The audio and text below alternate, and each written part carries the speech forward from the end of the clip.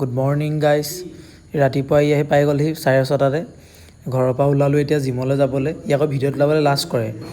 Gym পাই আহি গ'লোঁ। জিম পাই আহিয়ে অলপ মেডিটেশ্যন, অনুলোম বিলোম, লগতে ফিংগাৰ পুছআপ আৰু লগতে কৰিলোঁ অলপ চেষ্টৰ ৱৰ্কআউটো কৰিছোঁ অকণমান, আৰু কৰিলোঁ লগতে চিলিঙি ড্ৰিপছ বুলিও কয়, বেকৰ ৱৰ্কআউট কৰিছোঁ এইটো লগতে মাৰিছোঁ অলপ লেটিছ।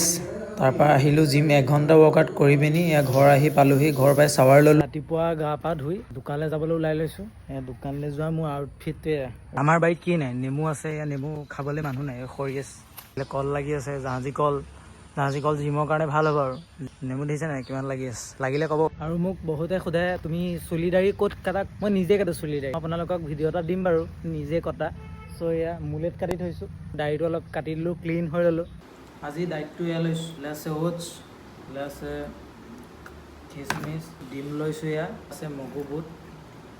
দাদাজনক বহাই ইয়াত ডিম আৰু মগু বুট খাই লৈছোঁ। ৰিচটো পূৰা পাম্প হৈ গ'ল। ৰাতি আহি গ'ল, এতিয়া বৰষুণ। Bye bye. ফ'ল' এটা কৰক জল্দি।